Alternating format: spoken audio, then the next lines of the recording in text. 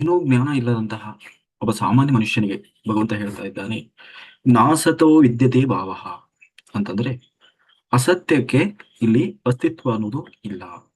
ಹಾಗಾಗಿ ನೀನು ಅಸತ್ಯದಲ್ಲಿ ಬದುಕ್ತಾ ಇದ್ದೀಯ, ಅಸತ್ಯವನ್ನ ಆಶ್ರಯಿಸಬೇಡ. ಹಾಗಾದ್ರೆ ಏನ್ ಮಾಡ್ಬೇಕು? ನಾಭಾ ನಾಭಾವೋ ವಿದ್ಯತೆ ಸತಃ, ಸತ್ಯಕ್ಕೆ ಎಂದು ನಾಶವಿಲ್ಲ. ಹಾಗಾದ್ರೆ ಅಸತ್ಯ ಎಂದರೇನು, ಸತ್ಯ ಎಂದರೇನು? ನಾವು ಯಾವಾಗ್ಲೂ ತರಗತಿಯಲ್ಲಿ ಹೇಳ್ತಾ ಇರ್ತೀವಲ್ವಾ, ಭಗವಂತನಿಂದ ಸೃಷ್ಟಿಸಲ್ಪಟ್ಟಂತಹ ಈ ಸಮಸ್ತ ಸೃಷ್ಟಿ ಏನಿದೆ ಅದೆಲ್ಲವೂ ಮಿಥ್ಯವಾದದ್ದು. ಅಂದ್ರೆ ಇದ್ದ ಹಾಗೆ ಭಾವಿಸ್ತಾ ಇದೆ, ಆದ್ರೆ ಒಂದು ದಿನ ಅದು ಇರುವುದಿಲ್ಲ. ಹೇಗೆ ಅಂತಂದ್ರೆ, ಒಂದು ಹೂವು ಇವತ್ತು ಮೊಗ್ಗಾಗಿದೆ, ನಾಳೆ ಬಂದು ನೋಡಿದ್ರೆ ಅದು ಮೊಗ್ಗಾಗಿ ಇರ್ತದಾ? ಇಲ್ಲ. ಬಟ್ ನಿನ್ನೆ ಇತ್ತ ಇಲ್ವೋ? ಇದ್ದಿದ್ದು ನಿಜ, ಹೌದಾ ಇಲ್ವೋ? ನಿಜ. ಆದ್ರೆ ಇವತ್ತಿದೆಯಾ? ಇಲ್ಲ. ಇವತ್ತೇನಾಗಿದೆ? ಅದು ಅರಳಿದೆ. ಇವತ್ತು ಮೊಗ್ಗಾಗಿಲ್ಲ, ಅರಳಿದೆ. ಇವತ್ತು ಹೂ ಇದ್ದಿದ್ದು ನಿಜನಾ? ಹೌದು, ಇದ್ದಿದ್ದು ನಿಜ. ಅರಳಿದ್ದು ನಿಜವಾ? ಅರಳಿದ್ದು ನಿಜ. ನಾಳೆ ಬಂದು ನೋಡಿದ್ರೆ ಆ ಹೂವು ಮುದುಡಿ ಹೋಗಿರ್ತದೆ, ಹಳಸಿ ಹೋಗಿರ್ತದೆ. ನಾಡಿದ್ದು ಅದು ಕಳಚಿ ಭೂಮಿಗೆ ಬಿದ್ದಿರ್ತದೆ. ಹೂವು ಮೊಗ್ಗಾಗಿದ್ದು ಸತ್ಯ, ಹೂವಾಗಿದ್ದು ಸತ್ಯ, ಒಂದು ದಿನ ಮುದುಡಿದ್ದು ಸತ್ಯ. ಇತ್ತು ಎಂದ ಮಾತ್ರಕ್ಕೆ ಅದು ಶಾಶ್ವತವಾದದ್ದ? ಅಲ್ಲ, ಒಂದು ದಿವಸ ನಶಿಸಿ ಹೋಗುವಂಥದ್ದು. ಇದೇ ಭಗವಂತನ ಸೃಷ್ಟಿ. ಹೂವಿಗೆ 2-3 ದಿನದ ಆಯುಷ್ಯ, ಆದ್ರೆ ಪ್ರಕೃತಿಗೆ ಲಕ್ಷಾಂತರ ಕೋಟ್ಯಾಂತರ ವರ್ಷಗಳ ಆಯುಷ್ಯ. ಕೆಲವರಿಗೆ, ಪಶು ಪಕ್ಷಿ ಪ್ರಾಣಿ ಮನುಷ್ಯ ಎಲ್ಲರಿಗೂ ತನ್ನದೇ ಆದ ಒಂದು ಸಾಮಾನ್ಯ ಆಯುಷ್ಯ ಅನ್ನೋದಿರ್ತದೆ. ಅದರ ನಂತರ ಅದೇನಾಗ್ತದೆ? ನಶಿಸಿ ಹೋಗ್ತದೆ. ನಾವು ಕೂಡ ಈಗ ಇದ್ದೇವೆ, ನಿಜನೋ ಇಲ್ವೋ? ಇದ್ದೇವೆ. ಒಂದು ದಿವಸ ಏನಾಗ್ತೀವಿ? ನಶಿಸಿ ಹೋಗ್ತೇವೆ. 10 ವರ್ಷನೋ 20 ವರ್ಷನೋ 50 ವರ್ಷನೋ 100 ವರ್ಷನೋ ಆದ್ಮೇಲೆ ನಾವು ಯಾರು ಇರುವುದಿಲ್ಲ. ಅಲ್ಲಿವರೆಗೆ ನಾವಿರ್ತೇವೆ ಅಷ್ಟೇ. ಆಮೇಲೆ ಈ ದೇಹದ ಅಸ್ತಿತ್ವ ಅನ್ನೋದು ಇರುವುದಿಲ್ಲ, ನಾಶ ಆಗಿ ಹೋಗ್ತವೆ. ಹಾಗಾಗಿ ಇದು ಶಾಶ್ವತ ಅಲ್ಲ, ದೇಹ ಅನ್ನೋದು ಶಾಶ್ವತ ಅಲ್ಲ. ಅಂತಹ ಅಶಾಶ್ವತವಾದದ್ದನ್ನ ಅಶಾಶ್ವತವಾದುದಕ್ಕೋಸ್ಕರ ಏನ್ ಮಾಡಬಾರ್ದು? ನಾವು ಆಶ್ರಯಿಸಬಾರದು, ಗಮನಿಸಬಾರದು ಅಂತ ಹೇಳಿದ್ದನ್ನ ನಾವು ನಿನ್ನೆಯ ದಿವಸ ನೋಡಿದ್ವಿ. ಈಗ ಆತ್ಮ ಸಿದ್ಧಾಂತ ಅಂದ್ರೆ ಇಲ್ಲಿ ಆ ಸತ್ಯ ಅಂದ್ರೆ ಏನು ಅನ್ನುವುದನ್ನು ಕೂಡ ಭಗವಂತ ಹೇಳಿದ. ಭಗವಂತನೇ ಸತ್ಯನಾದವನು. ಹಾಗಾದ್ರೆ ಭಗವಂತ ಯಾರು? ಎಲ್ಲರ ಒಳಗೆ ಇರುವ ಆತ್ಮವೇ ಭಗವಂತ ಅನ್ನುವುದನ್ನು ಕೂಡ ತಾನು ತಿಳಿಸಿದ. ಹಾಗಾದ್ರೆ ಭಗವಂತನೇ ಆತ್ಮ ಅನ್ನುವುದನ್ನು ಹೇಳಿದಿರಿ, ಆ ಆತ್ಮದ ಬಗ್ಗೆ ತಿಳ್ಕೊಳ್ಬೇಕಲ್ವಾ? ಒಳಗಿರುವ ಭಗವಂತ, ನಮಗೆ ಭಗವಂತನ ಬಗ್ಗೆನೇ ಸರಿಯಾಗಿ ಗೊತ್ತಿಲ್ಲ. ನಾವು ಸಿಕ್ಕಲ್ಲಿ ಯಾರ್ಯಾರು ಏನೇನು ಹೇಳ್ತಾರೆ, ಹೀಗೆ ಹೇಳ್ತಾರೆ, ಹಾಗೆ ನಾವು ಪೂಜೆ ಮಾಡ್ತಾ ಇದ್ದೀವಿ, ದೇವಸ್ಥಾನಕ್ಕೆ ಹೋಗ್ತಾ ಇದ್ದೀವಿ, ಪುರಾಣ ಕೇಳ್ತಾ ಇದ್ದೀವಿ, ಕಥೆ ಕೇಳ್ತಾ ಇದ್ದೀವಿ. ಒಟ್ಟಿನಲ್ಲಿ ಯಾರೋ ಒಬ್ಬ ಭಗವಂತ, ಎಲ್ಲರನ್ನೂ ದೇವರು ದೇವರು ಭಗವಂತ ಅಂತ ಪೂಜೆ ಮಾಡ್ತಾ ಇದ್ದೀವಿ. ನಾನು ಮೊನ್ನೆ ದಿವಸನೇ ಹೇಳಿದೆ, ಪರಮಾತ್ಮನಿಗೂ ಮತ್ತೆ ಭಗವಂತನಿಗೂ ವ್ಯತ್ಯಾಸ ಇದೆ. ಅಂದ್ರೆ ಪರಬ್ರಹ್ಮ ಅಥವಾ ಭಗವಂತ ಬೇರೆ, ಪರಮಾತ್ಮರು ಬೇರೆ. ಅಂದ್ರೆ ಪರಮಾತ್ಮ ದೇವರುಗಳು ಅಂದ್ರೆ ಬೇರೆ, ಪರಬ್ರಹ್ಮ ಅಂತಂದ್ರೆ ಬೇರೆ. ಹೀಗೆ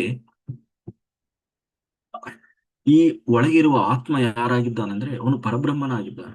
ಅಂದ್ರೆ ಎಲ್ಲ ಪರಮಾತ್ಮರನ್ನು ಕೂಡ ಒಮ್ಮೆ ಸೃಷ್ಟಿಸಿದಂತಹ ಪರಬ್ರಹ್ಮ, ಈ ಸಮಸ್ತ ಸೃಷ್ಟಿಯನ್ನು ಸೃಷ್ಟಿಸಿದಂತಹ ಪರಬ್ರಹ್ಮ, ಅವನು ಬೇರೆ ಯಾವುದೋ ಲೋಕದಲ್ಲೋ, ಯಾವುದೋ ಕೋಟ್ಯಾಂತರ ಕಿಲೋಮೀಟರ್ ದೂರದಲ್ಲೋ ನಮಗೆ ತಿಳಿಯದ ಹಾಗೆ, ಕಾಣದ ಹಾಗೆ ತಿಳಿದು ಕೂತಿಲ್ಲ. ಬದಲಾಗಿ ಏನ್ ಮಾಡಿದ್ದಾನೆ? ಎಲ್ಲರ ಒಳಗೇ ಕೂತಿದ್ದಾನೆ. ಎಲ್ಲರ ಒಳಗೆ ಹೇಗೆ ಕೂತಿದ್ದಾನೆ? ಚೈತನ್ಯವಾಗಿ, ಅಂದ್ರೆ ಆತ್ಮ ಸ್ವರೂಪವಾಗಿ ಒಳಗೆ ಕೂತಿದ್ದಾನೆ. ಹಾಗಿದ್ದ ಮೇಲೆ ಆತ್ಮದ ಬಗ್ಗೆ ತಿಳ್ಕೊಳ್ಬೇಕಲ್ವಾ? ಆತ್ಮದ ವೈಶಿಷ್ಟ್ಯತೆ ಏನು? ಹಾಗಾದ್ರೆ ಆ ಭಗವಂತನ ವೈಶಿಷ್ಟ್ಯತೆ ಏನು? ಅದನ್ನ ಇಲ್ಲಿ ಭಗವಂತ ತಾನು ಹೇಳ್ತಾ ಇದ್ದಾನೆ. ಅದನ್ನೇ ಆತ್ಮಶಾಸ್ತ್ರ ಅಥವಾ ಆತ್ಮ ಸಿದ್ಧಾಂತ. ಏನ ಸರ್ವಮಿಧಂ ತತಂ. ಆತ್ಮನ ವೈಶಿಷ್ಟ್ಯತೆ ಏನು ಅಂತಂದ್ರೆ, ಏನ ಸರ್ವಮಿಧಂ ತತಂ ಅಂದ್ರೆ ಎಲ್ಲೆಡೆ ವ್ಯಾಪಿಸಿದಂತಹ ಚೈತನ್ಯ ಶಕ್ತಿ ಅದು. ಈ ಬ್ರಹ್ಮಾಂಡದಲ್ಲಿ ಇರುವಂತಹ ಪ್ರತಿಯೊಂದು ಕಣದಲ್ಲೂ, ಪ್ರತಿಯೊಂದು ಚರಾಚರ ಜೀವರಾಶಿಗಳಲ್ಲೂ ತುಂಬಿಕೊಂಡಿರುವಂತಹ ಅಂತರ್ಶಕ್ತಿ, ಅಂದ್ರೆ ಪರಮಾತ್ಮ ಶಕ್ತಿ ಅಂಶ ಏನಿದೆ ಅಲ್ವಾ, ಚೈತನ್ಯ, ಆ ಚೈತನ್ಯವೇ ಆತ್ಮ.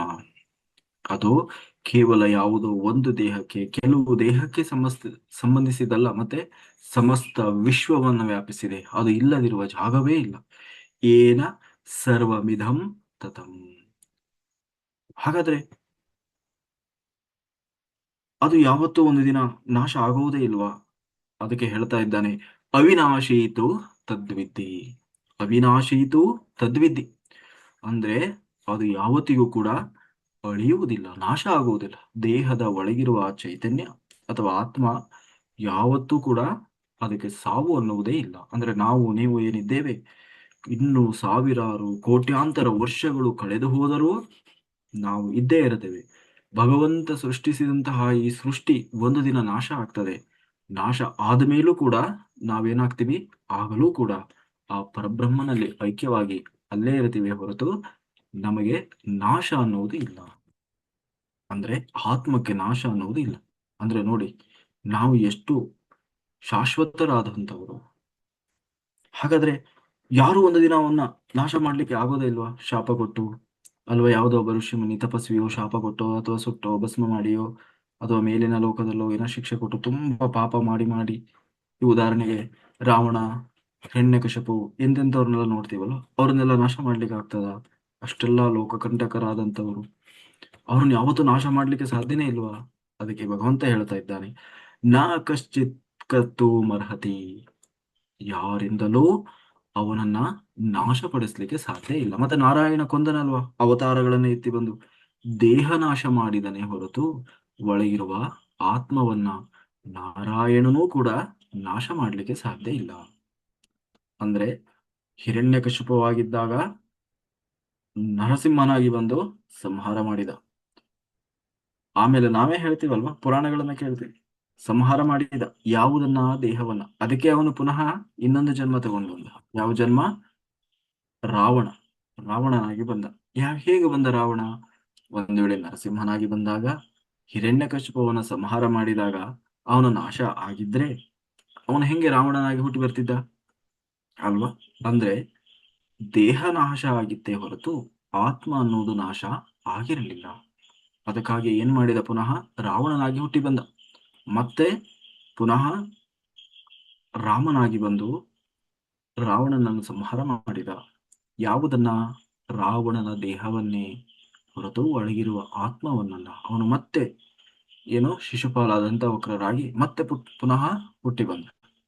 ಅಂದ್ರೆ ಆತ್ಮ ಅನ್ನುವುದು ಯಾರಿಂದಲೂ, ಅಂದ್ರೆ ಆ ಭಗವಂತನಿಂದಲೂ ಕೂಡ ಅಥವಾ ಪರಮಾತ್ಮರಿಂದಲೂ ಕೂಡ, ಪೂರ್ಣಾತ್ಮಗಳಿಂದಲೂ ಕೂಡ, ಯಾರಿಂದಲೂ ಕೂಡ ನಾಶ ಮಾಡಲಿಕ್ಕೆ ಸಾಧ್ಯ ಇಲ್ಲ. ಅಸ್ತ್ರಗಳಿಂದಾಗಲಿ, ಬೆಂಕಿಯಿಂದಾಗಲಿ, ನೀರಿನಿಂದಾಗಲಿ, ಗಾಳಿಯಿಂದಾಗಲಿ, ಈ ಪಂಚಭೂತಗಳಿಂದಾಗಲಿ, ಯಾವುದೇ ಅಸ್ತ್ರ ಶಸ್ತ್ರ ಶಾಪಗಳಿಂದಾಗಲಿ ಈ ಆತ್ಮವನ್ನ ನಾಶಪಡಿಸ್ಲಿಕ್ಕೆ ಸಾಧ್ಯ ಇಲ್ಲ. ಆ ಶಕ್ತಿ ಜಗತ್ತಿನಲ್ಲಿ ಯಾರಿಗೂ ಇಲ್ಲ. ಹಾಗಾಗಿ ಏನ್ ಮಾಡಬೇಕು? ಹಾಗಾದ್ರೆ ಮತ್ತೆ ನಾವು ಮನುಷ್ಯ ಹೇಳ್ತಾನಲ್ವಾ, ಹುಡ್ತಾರೆ ಸಾಯ್ತಾರೆ ಅಲ್ವಾ? ಹಾಗಾದ್ರೆ ಅದು ಇಲ್ಲ ಅಂತ ಹೇಗೆ ಹೇಳ್ತೀವಿ ನಾವು? ಈಗ ನಾವೀಗ ಇದ್ದೀವಿ, ಒಂದು ದಿನ ಇಲ್ದಾಗ ಆಗ್ತೀವಲ್ವಾ? ಮತ್ತೆ ನಾವು ಸಾವು ಹುಟ್ಟು ಸಾವು ಏನಿದರ ಅರ್ಥ? ಅದಕ್ಕೆ ದೇವರು ಹೇಳ್ತಾ ಇದ್ದಾನೆ, ಅಂತವಂತ ಇಮೇ ದೇಹ. ಅಂತವಂತ ಇಮೇ ದೇಹ ಅಂದ್ರೆ ದೇಹಗಳು ಅಂತ್ಯವಾಗ್ತವೆ ಹೊರತು ಒಳಗಿರುವ ಆತ್ಮಕ್ಕೆ ಎಂದು ಅಂತ್ಯ ಇಲ್ಲ. ಅಂದ್ರೆ ಈ ಪ್ರಪಂಚದಲ್ಲಿ ಹುಟ್ಟಿದ ಪ್ರತಿಯೊಂದು ಕೂಡ, ಅದು ಯಾವುದೇ ಜೀವ ಇರುವ ಜೀವ ಇಲ್ಲದಿರುವ ವಸ್ತು, ನಿರಂತರವಾಗಿ ಪರಿವರ್ತನೆ ಆಗ್ತಾ ಇರ್ತದೆ. ತನ್ನ ಸಮಯ ಶಕ್ತಿ ಮುಗಿದಾಗ ಒಂದು ದಿನ ನಶಿಸಿ ಹೋಗ್ತದೆ. ಹಾಗೆ ಶರೀರಗಳು ಕೂಡ ಅದರ ಸಮಯ, ಅದರ ಒಂದು ಶಕ್ತಿ ಮುಗಿದ ಮೇಲೆ ಆ ಶರೀರವು ಕೂಡ ಏನಾಗ್ತದೆ? ನಶಿಸಿ ಹೋಗ್ತದೆ. ದೇಹಗಳು ಕೂಡ ತಾತ್ಕಾಲಿಕ. ಅದು ಬಂಧುಗಳಾಗಿರ್ಲಿ, ಬಾಂಧವರಾಗಿರ್ಲಿ, ಗುರುಗಳಾಗಿರ್ಲಿ, ತಪಸ್ವಿಗಳಾಗಿರ್ಲಿ, ಯೋಗಿಗಳಾಗಿರ್ಲಿ, ಯಾರೇ ಆಗಿರ್ಲಿ, ಎಲ್ಲರ ದೇಹಕ್ಕೂ ಒಮ್ಮೆ ಅಂತ್ಯ ಅನ್ನೋದಿದೆ. ಎಲ್ಲರ ದೇಹ ಅಂದ್ರೆ ಯಾರು? ಇಲ್ಲಿ ಭೂಮಿಯ ಮೇಲೆ ಬಂದ ಜನ್ಮ ತೆಗೆದುಕೊಂಡಂತಹ ಪ್ರತಿಯೊಬ್ಬರ ದೇಹಕ್ಕೂ ಏನಿದೆ? ಅಂತ್ಯ ಅನ್ನೋದೇ ಇದೆ. ಹಾಗಾದ್ರೆ ಆತ್ಮ ಅಷ್ಟು ಶ್ರೇಷ್ಠನಾದವನ. ಅನಾಶಿನೋ ಪ್ರಮೇಯಸ್ಯ ಶರೀರಿನಃ. ಅವನು ಎಂದು ಅಳಿಯದವನು, ಅಳಿಯಲಾಗದ ಆತ್ಮ. ಆ ದೇಹದ ಒಳಗೆ ಶರೀರ, ಆದರೆ ಆತ್ಮ ಅನಾಶಿ. ಅವನು ಯಾವುದೇ ಅಪ್ರಮೇಯ. ಅಪ್ರಮೇಯ ಅಂತಂದ್ರೆ ಯಾವುದೇ ತರ್ಕ, ಅಳತೆ, ಇಂದ್ರಿಯಗಳಿಗೆ ಸಿಗದವನು, ಅಗೋಚರ. ಅವನನ್ನು ಗುರುತಿಸ್ಲಿಕ್ಕೆ ಸಾಧ್ಯ ಇಲ್ಲ, ಅವನಿಗೆ ರೂಪ ಅನ್ನುವುದಿಲ್ಲ. ತಸ್ಮಾದಿದ್ವಸ್ಯ ಭಾರತ. ಹಾಗಾಗಿ ನೀನು ಏನ್ ಮಾಡು, ಅಯ್ಯೋ ನಾನು ಅವ್ರನ್ನ ಸಾಯಿಸ್ಬಿಡ್ತೇನೆ, ಇವ್ರನ್ನ ಸಾಯಿಸ್ಬಿಡ್ತೇನೆ, ಅವರು ಇಲ್ದಂಗ ಆಗ್ಬಿಡ್ತಾರೆ, ಇವ್ರು ಇಲ್ದಂಗ ಆಗ್ಬಿಡ್ತಾರೆ ಅಂತ ನೀನು ಭಯಪಡುವ ಅವಶ್ಯಕತೆ ಇಲ್ಲ. ನೀನು ಯುದ್ಧ ಮಾಡು ಅಂತ ಹೇಳಿ ಭಗವಂತ ತಾನು ಹೇಳ್ತಾ ಇದ್ದಾನೆ. ಹಾಗಾದ್ರೆ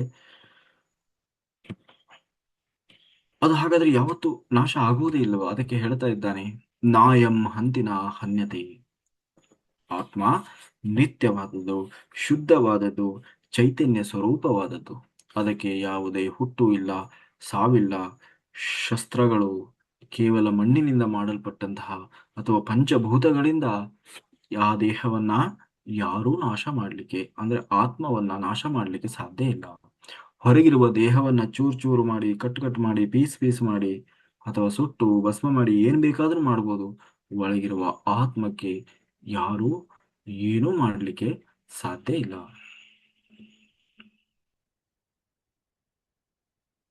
ಹಾಗಾದ್ರೆ ಹೀಗೆ ಅವನ ಕತೆ ಅಂತಂದ್ರೆ ಅದಕ್ಕೆ ಹೇಳ್ತಾ ಇದ್ದಾನೆ, ಆತ್ಮ ಇನ್ನೂ ವಿಶೇಷತೆಯನ್ನು ಹೊಂದಿದೆ. ಏನು ಆತ್ಮದ ವೈಶಿಷ್ಟ್ಯತೆ? ಅದಕ್ಕೆ ಹೇಳ್ತಾ ಇದ್ದಾನೆ ಭಗವಂತ, ನಜಾಯತೆ ಮ್ರಿಯತೆ ವಾ ಕದಾಚಿತ್.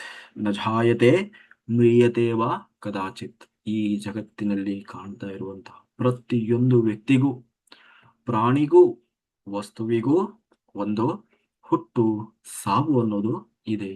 ಆದರೆ ದೇಹದ ಒಳಗಿರುವ ಆತ್ಮಕ್ಕೆ ಯಾವ ಕಾಲದಲ್ಲೂ ಕೂಡ ಹುಟ್ಟು ಅಥವಾ ಸಾವು ಅನ್ನುವುದು ಇಲ್ಲ. ಅಜೋ ನಿತ್ಯ ಶಾಶ್ವತ್ ಶಾಶ್ವತೋಯಂ ಪುರಾಣು. ಆ ಆತ್ಮ, ಅವನ ವೈಶಿಷ್ಟ್ಯತೆ ಏನು ಅಂತಂದ್ರೆ, ಅಜೋ ನಿತ್ಯ ಶಾಶ್ವತೋಯಂ ಪುರಾಣೋ. ಅಜ ಅಂತಂದ್ರೆ ಹುಟ್ಟಿಲ್ಲದವನು, ನಿತ್ಯ ಎಂದಿಗೂ ಅಳಿಯದಂತೆ ನಿರಂತರವಾಗಿ ಇರುವಂತವನು, ಶಾಶ್ವತಃ ಶಾಶ್ವತೋಯಂ.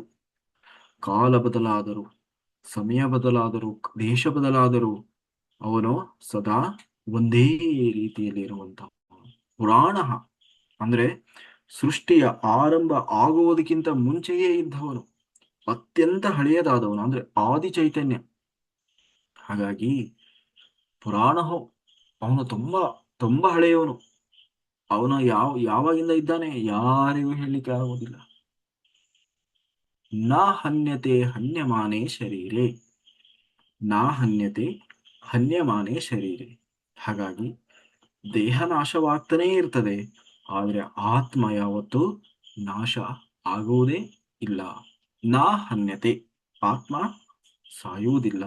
ಹನ್ಯಮಾನೇ ಶರೀರೆ, ಶರೀರ ನಿರಂತರವಾಗಿ ಸಾವನ್ನ ಅಪ್ತಾನೆ ಇರ್ತದೆ. ವಾಸಾಂಸಿ ಜೀರ್ಣಾನಿ ಯಥಾ ವಿಹಾಯ ನವಾನಿ ಗೃಣಾನಿ ನರೋಪರಾಣಿ ತಥಾ ಶರೀರಾಣಿ ವಿಹಾಯ ಜೀರ್ಣಾನನ್ಯಾನಿ ಸಂಯಾತಿ ನವಾನಿ ದೇಹಿ. ದೇವರು, ಈಶ್ವರ, ಶ್ರೀಕೃಷ್ಣ ಭಗವಂತ ಒಂದು ಉದಾಹರಣೆಯ ಸಹಿತವಾಗಿ ಹೇಳ್ತಾ ಇದ್ದಾನೆ. ಹೇಗೆ ಅಂತಂದ್ರೆ, ನಾವು ಹೊಸ ಬಟ್ಟೆಯನ್ನು ತಗೊಂಡು ಬರ್ತೀವಿ. ಹೊಸ ಬಟ್ಟೆಯನ್ನು ತಗೊಂಡು ಬಂದು ಹಳೆ ಬಟ್ಟೆಯನ್ನು ಏನ್ ಮಾಡ್ತೀವಿ, ಹರಿದೋಗಿದೆಯೋ ಅಥವಾ ಅದು ಬಣ್ಣ ಹೋಗಿದೆಯೋ ಅಥವಾ ಹೊಲಿಗೆ ಬಿಟ್ಟು ಹೋಗಿದೆಯೋ, ಬಟನ್ ಹೋಗಿದೆಯೋ, ಆಮೇಲೆ ಏನ್ ಮಾಡ್ತೀವಿ, ಕೆಲವು ವರ್ಷ ಆದ್ಮೇಲೆ ಅದು ನಮಗೆ ಅಥವಾ ಟೈಟ್ ಆಗ್ತದೋ, ಅದು ಯೂಸ್ ಇಲ್ಲ ಅಂತ ಅನ್ಸಿದಾಗ ಏನ್ ಮಾಡ್ತೀವಿ, ಆ ಬಟ್ಟೆಯನ್ನು ತೆಗೆದು ಬಿಸಾಕ್ತಿವಿ, ಹೊಸ ಬಟ್ಟೆಯನ್ನ ಹಾಕಿಕೊಳ್ತೇವೆ ಅಲ್ವಾ? ಶರೀರ ಅದೇ, ಆದರೆ ಹೊರಗೆ ಇರುವ ಆ ಬಟ್ಟೆ ಮಾತ್ರ ಚೇಂಜ್ ಆಗಿದೆ. ವಾಸಾಂಸಿ ಜೀರ್ಣಾನಿ ಯಥಾ ವಿಹಾಯ ನವಾನಿ ಗೃಹಾಣಿ ನರೋಪರಾಣಿ. ಅಂತಂದ್ರೆ ಮನುಷ್ಯ ಹಳೆಯ ಬಟ್ಟೆಯನ್ನ ಕಳಚಿ ಬೇರೆ ಹೊಸ ಬಟ್ಟೆಗಳನ್ನ ಧರಿಸಿಕೊಳ್ಳುವಂತೆ ಈ ಆತ್ಮನೂ ಕೂಡ ಹಳೆಯದಾದಂತಹ, ವಯಸ್ಸಾದಂತಹ, ಕೃಶವಾದಂತಹ ಈ ದೇಹವನ್ನ ತ್ಯಾಗ ಮಾಡಿ ಹೊಸದಾದ, ಇನ್ನು ನವ ಚೈತನ್ಯವನ್ನು ತುಂಬಿದಂತಹ ಶರೀರವನ್ನ ಧರಿಸುತ್ತಾನೆ. ಈಗ ನಾವು ಹಳೆ ಬಟ್ಟೆ ತೆಗೆದು ಬಿಸಾಕಿದಾಗ ನಾವೇನಾದ್ರೂ ಬೇಜಾರು ಮಾಡ್ಕೋತೀವ? ಇಲ್ಲ. ಅಯ್ಯೋ, ಹಳೆ ಬಟ್ಟೆ ಬಿಸಾಕ್ಬೇಕಲ್ವಾ ಅನ್ಕೊಂತೀವ? ಇಲ್ಲ. ಮತ್ತೆ ಹೊಸ ಬಟ್ಟೆ ಬಂದಿದೆ ಅಲ್ವಾ, ಹೊಸ ಶರೀರ ಬಂದಿದೆ ಅಲ್ವಾ ಅಂತ ಖುಷಿ ಪಡ್ತೀವ ಇಲ್ವೋ? ಹೊಸ ಬಟ್ಟೆ ಹೊಸ ಬಟ್ಟೆ ನೋಡಿ ನೀವು ಹಳೆ ಬಟ್ಟೆ ನೋಡಿ ಬೇಜಾರಾಗ್ತಿರೋ, ಹೊಸ ಬಟ್ಟೆ ನೋಡಿ ಖುಷಿ ಆಗ್ತಿವೋ? ಹಳೆ ಬಟ್ಟೆ ಬಗ್ಗೆ ತಲೆ ಕೆಡಿಸ್ಕೊಳ್ಳಲ್ಲ, ಮತ್ತೆ ಹೊಸ ಬಟ್ಟೆ ಬಗ್ಗೆನೇ ನಮ್ಗೆ ಖುಷಿ ಜಾಸ್ತಿ ಇರ್ತದೆ. ಹಾಗೆ ಆತ್ಮವು ಕೂಡ ಬಿದ್ದು ಹೋದ, ನಶಿಸಿ ಹೋದ, ಮುಗಿದು ಹೋದ ದೇಹದ ಬಗ್ಗೆ ಅವನಿಗೆ ಕಿಂಚಿತ್ತೂ ಯೋಚನೆ ಇರುವುದಿಲ್ಲ. ಮತ್ತೆ ಹೊಸ ಶರೀರದ ಬಗ್ಗೆ ಅವನಿಗೆ ಖುಷಿ ಇರ್ತದೆ. ಅಂತೂ ಈ ಬಂಧನದಿಂದ ನನಗೆ ಬಿಡುಗಡೆ ಸಿಕ್ತಲ್ವಾ ಅನ್ನುವ ಖುಷಿ ಇರ್ತದೆ. ಹಾಗಾಗಿ ಇದೇ ರೀತಿಯಾಗಿ ಏನ್ ಮಾಡ್ತಾ ಇರ್ತಾನೆ, ಇದು ಪುನರ್ಜನ್ಮ ಸಿದ್ಧಾಂತ. ಹೀಗೆ ಒಂದು ದೇಹ ಬಿಟ್ಟು ಮತ್ತೊಂದು ದೇಹವನ್ನು ಪಡೆಯುವುದು ಪ್ರಕೃತಿಯ ಸಹಜವಾದಂತಹ ಒಂದು ಪ್ರಕ್ರಿಯೆ. ಹಾಗಾಗಿ ನೋಡು ಅರ್ಜುನ, ಈ ಯುದ್ಧ ಭೂಮಿಯಲ್ಲಿ ಹಿರಿಯರು, ಗುರುಗಳು, ಬಾಂಧವರು ದೇಹಗಳ ನಾಶವಾದರೂ ಕೂಡ ಅವರ ಆತ್ಮ ಪುನಃ ಇಲ್ಲಿ ದೇಹವನ್ನು ಧಾರಣೆ ಮಾಡಿ ಮತ್ತೆ ಜನ್ಮ ತಗೊಂಡು ಭೂಮಿಗೆ ಬರ್ತದೆ. ಹಾಗಾಗಿ ನೀನು ಯಾರ ಬಗ್ಗೆನೂ ಚಿಂತೆ ಮಾಡುವ ಅವಶ್ಯಕತೆ ಇಲ್ಲ. ನೈನಂ ಚಿಂದಂತಿ ಶಸ್ತ್ರಾಣಿ ನೈನಂ ದಹತಿ ಪಾವಕಃ ಅಂತಂದ್ರೆ, ಯಾವ ಬೆಂಕಿ ಆಗಲಿ, ನೀರು ಆಗಲಿ, ಶಸ್ತ್ರಗಳಾಗಲಿ, ಅಸ್ತ್ರಗಳಾಗಲಿ, ಮನುಷ್ಯರಾಗಲಿ, ಗಾಳಿಯಾಗಲಿ, ಯಾವ ಪಂಚಭೂತಗಳಾಗಲಿ, ಯಾವ ಋಷಿಮುನಿಗಳಾಗಲಿ, ಯಾರೂ ಕೂಡ ಆತ್ಮವನ್ನ ಬೆಂಕಿ ಸುಡ್ಲಿಕ್ಕೆ ಸಾಧ್ಯ ಇಲ್ಲ. ನೀರು ಅದನ್ನ ನೆನೆಸುವುದಿಲ್ಲ, ಗಾಳಿ ಆತ್ಮವನ್ನು ಒಣಗಿಸುವುದಿಲ್ಲ, ಶಸ್ತ್ರಾಸ್ತ್ರಗಳು ಅವನನ್ನು ಕತ್ತರಿಸುವುದಿಲ್ಲ. ಅದು ಬ್ರಹ್ಮಾಸ್ತ್ರ ಇರ್ಬೋದು, ವೈಷ್ಣವಾಸ್ತ್ರ ಇರ್ಬೋದು, ಆ ಅಗ್ನಿಯಾಸ್ತ್ರ, ವರುಣಾಸ್ತ್ರ, ನೀವು ಯಾವ ಅಸ್ತ್ರ ಶಸ್ತ್ರಗಳನ್ನ ಬಿಟ್ಟರೂ ಆತ್ಮಕ್ಕೆ ಏನೂ ಮಾಡ್ಲಿಕ್ಕೆ ಸಾಧ್ಯ ಇಲ್ಲ. ಯಾಕೆ? ಅವನು ಪರಬ್ರಹ್ಮ. ಹಾಗಾದ್ರೆ ಇನ್ನು ಅವನನ್ನು ಏನೂ ಮಾಡ್ಲಿಕ್ಕೆ ಸಾಧ್ಯ ಇಲ್ವಾ? ಹೌದು.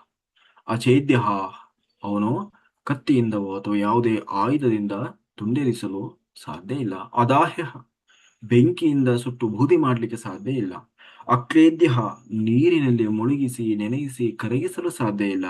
ಅಶೋಷ್ಯ, ಗಾಳಿಯಿಂದ ಒಣಗಿಸಿ ನಾಶ ಮಾಡಲು ಅಸಾಧ್ಯವಾದವನು. ಪ್ರಕೃತಿಯಲ್ಲಿ ಯಾವ ಶಕ್ತಿಯೂ ಕೂಡ ಆತ್ಮದ ಮೇಲೆ ಯಾವ ಪ್ರಭಾವವನ್ನು ಬೀರ್ಲಿಕ್ಕೆ ಸಾಧ್ಯ ಇಲ್ಲ. ನಿತ್ಯ, ಎಂದೆಂದೂ ಇರುವವನು. ಕಾಲದ ಮಿತಿಗೆ ಯಾವತ್ತೂ ಒಳಗಾಗದೇ ಇರುವನು. ಸರ್ವಗತಃ, ಈ ಬ್ರಹ್ಮಾಂಡದ ಪ್ರತಿಯೊಂದು ಕಣ ಕಣದಲ್ಲೂ, ಪ್ರತಿಯೊಂದು ಚರಾಚರ ಜೀವರಾಶಿಗಳ ಒಳಗೂ ಅಣು ಅಣುವಾಗಿ ವ್ಯಾಪಿಸಿಕೊಂಡಿದ್ದಾನೆ. ಅವನು ಸರ್ವಗತಃ.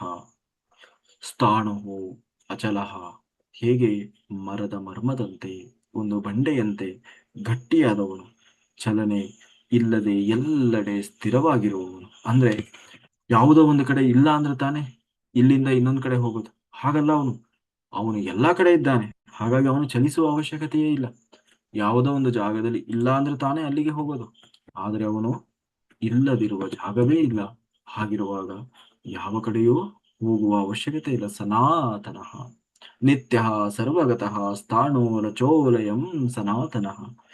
ಸನಾತನ ಅಂದ್ರೆ ಆ ಆದಿಕಾಲದವನು, ಸೃಷ್ಟಿಯ ಆರಂಭಕ್ಕೂ ಮೊದಲು ಇದ್ದಂಥವನು, ಇನ್ನು ಸೃಷ್ಟಿನೇ ಆಗಿಲ್ಲ ಅವಾಗಲೇ ಇದ್ದಂಥವನು, ಎಂದಿಗೂ ಅಳಿಯದ ಸತ್ಯರೂಪನಾದವನು, ಎಂದಿಗೂ ಅಳಿಯದಂತಹ ಸತ್ಯರೂಪವಾದವನು. ಹಾಗಾದ್ರೆ ಅವನನ್ನ ನೋಡ್ಲಿಕ್ಕೆ ನಾವು ನೋಡ್ಬೇಕಲ್ವಾ? ಅವನು ಹೇಗಿದ್ದಾನೆ, ಯಾವ ರೂಪದಲ್ಲಿದ್ದಾನೆ, ಇಷ್ಟೆಲ್ಲ ವೈಶಿಷ್ಟ್ಯತೆ ಇದೆ ಅಂದ್ಮೇಲೆ ಅವನನ್ನು ನಾವು ನೋಡುವುದು ಹೇಗೆ? ಅದಕ್ಕೆ ಭಗವಂತ ಹೇಳ್ತಾ ಇದ್ದಾನೆ, ನೋಡು, ಆ ಆತ್ಮ ಅವ್ಯಕ್ತೋಯಂ. ಏನು? ಅವ್ಯಕ್ತೋಯಂ. ಅವನು ಯಾರ ಕಣ್ಣಿಗೂ ಕಾಣಿಸುವುದಿಲ್ಲ. ಕಣ್ಣಿಗೆ ಕಾಣಿಸುವುದಿಲ್ಲ ಅಂದ್ರೆ ಮತ್ತೆ ಹೇಳ್ತಾರಲ್ವಾ, ನೀವು ಆತ್ಮ ದರ್ಶನ ಮಾಡಬೇಕು, ಆತ್ಮ ಸಾಕ್ಷಾತ್ಕಾರ ಮಾಡಿಕೊಳ್ಳಬೇಕು, ಆ ಭಗವಂತನ ದರ್ಶನ ಮಾಡಬೇಕು. ಆದ್ರೆ ಮತ್ತೆ ಪುನಃ ಹೇಳ್ತೀರಿ, ಭಗವಂತ ಯಾರಿಗೂ ದರ್ಶನ ಮಾಡುವುದಿಲ್ಲ, ಅವನು ಕಾಣುವುದಿಲ್ಲ, ಅವನಿಗೆ ರೂಪ ಇಲ್ಲ, ಗಂಧ ಇಲ್ಲ, ಗಾಳಿ ಇಲ್ಲ ಅಂತೀರಿ, ಮತ್ತೆ ಅವನ್ನ ನೋಡ್ಬೇಕು ಅಂತೀರಿ. ಏನೂ ಇಲ್ಲದವನ್ನ ನೋಡೋದು ಹೇಗೆ? ಅದಕ್ಕೆ ಅವ್ಯಕ್ತೋಯಂ ಅಂತಂದ್ರೆ ಹೊರಗಡೆಯ ಈ ಯಾವ ಇಂದ್ರಿಯಗಳಿಗೂ ಕೂಡ ಅವನನ್ನ ದರ್ಶನ ಮಾಡ್ಲಿಕ್ಕೆ ಸಾಧ್ಯ ಇಲ್ಲ. ಅಂದ್ರೆ ಅತೀತನಾದಂಥವನು. ಆ ಆತ್ಮವನ್ನ ನಮ್ಮ ಸಾಮಾನ್ಯ ಕಣ್ಣುಗಳಿಂದ ನೋಡ್ಲಿಕ್ಕೆ ಸಾಧ್ಯ ಇಲ್ಲ. ಅದಕ್ಕೆ ಅವನಿಗೆ ಏನಂತ ಕರೀತಾರೆ? ಇಂದ್ರಿಯಾತೀತನಾದವನು. ಈ ಕಣ್ಣು, ಕಿವಿ, ಮೂಗು, ಬಾಯಿ, ಹೊರಗಡೆಯ ಈ ಮಾಂಸಖಂಡದ ದೇಹದಿಂದ ಅವನನ್ನು ನೋಡ್ಲಿಕ್ಕೆ ಸಾಧ್ಯವೇ ಇಲ್ಲ. ಯಾರಾದ್ರೂ ಹೊರಗಡೆಯಿಂದ ನಾನು ಭಗವಂತನನ್ನು ನೋಡಿದೆ ಅಂತ ಯಾರಾದರೂ ಹೇಳಿದ್ರೆ ಅವರು ಸುಳ್ಳು ಹೇಳ್ತಾ ಇದ್ದಾರೆ, ಸುಮ್ಮನೆ ಪ್ರಚಾರ ತಗೊಳ್ತಾ ಇದ್ದಾರೆ ಅಂತ ಅರ್ಥ. ಹಾಗಾಗಿ ಮನುಷ್ಯ, ಹಾಗಾದ್ರೆ ಇನ್ನೂ ಆತ್ಮ ಎಷ್ಟು ಶ್ರೇಷ್ಠನಾದವನು? ಅಚಿಂತ್ಯೋಯಂ, ತರ್ಕಕ್ಕೆ ನಿಲುಕದವನು, ಅವನನ್ನು ಊಹೆ ಮಾಡಲಿಕ್ಕೆ ಸಾಧ್ಯ ಇಲ್ಲ. ಮಾನವನ ಬುದ್ಧಿ, ಮಾನವನಿಗೆ ತಿಳಿದಂತಹ ವಿಜ್ಞಾನ ಯಾವುದರಿಂದಲೂ ಅವನ ಅಸ್ತಿತ್ವವನ್ನ, ಅವನ ವೈಶಿಷ್ಟ್ಯತೆಯನ್ನ ಅರ್ಥ ಮಾಡ್ಕೊಳ್ಲಿಕ್ಕೆ ಸಾಧ್ಯ ಇಲ್ಲ. ಅವನು ಹೇಗೆ ಅಂತಂದ್ರೆ ಅಚಿಂತ್ಯೋಯಂ, ಅವನು ತರ್ಕಕ್ಕೆ ನಿಲುಕದವನು. ಚಿಂತೆನೂ ಕೂಡ ಮಾಡ್ಲಿಕ್ಕೆ, ಅವನನ್ನು ಚಿಂತನೆ ಮಾಡ್ಲಿಕ್ಕೆ ಸಾಧ್ಯ ಇಲ್ಲ. ಈ ಆತ್ಮದ ಪೂರ್ಣ ಸ್ವರೂಪವನ್ನು ಅಳಿಯಲು ಅಥವಾ ಊಹಿಸಲು ಸಾಧ್ಯ ಇಲ್ಲ. ಇದು ಮಾನವನ ಊಹೆಗೂ ಮೀರಿ ನಿಂತಿರುವ ಪರಮ ಸತ್ಯ. ಅವಿಕಾಯೋ ಎಂ, ಅವನು ಎಂದಿಗೂ ಬದಲಾಗದವನು. ಅಂತಂದ್ರೆ ನಮ್ಮ ದೇಹ ಬದಲಾಗ್ತಾ ಇರ್ತದೆ. ಬಾಲ್ಯದಿಂದ ಯೌವನ, ಯೌವನದಿಂದ ಮತ್ತೆ ವೃದ್ಧಾಪ್ಯ, ತಿರುಗಿ ಮತ್ತೆ ಕೊನೆಗೆ ನಶಿಸ್ತದೆ. ಮತ್ತೆ ಹೀಗೆ ದೇಹಗಳು ವಿಕಾರ ಆಗ್ತಾ ಇರ್ತದೆ. ಆದರೆ ಆತ್ಮ ಮಾತ್ರ ಯಾವತ್ತೂ ವಿಕಾರಕ್ಕೆ ಒಳಗಾಗುವುದಿಲ್ಲ, ಅಂದ್ರೆ ಬದಲಾವಣೆ ಆಗುವುದಿಲ್ಲ. ಅದು ನಿರಂತರವಾಗಿ ನಿತ್ಯವಾಗಿ ಸತ್ಯ ರೂಪದಲ್ಲಿ ಇರುವಂಥದ್ದು. ಜಾತಸ್ಯ ಹಿ ಧ್ರುವೋ ಮೃತ್ಯು.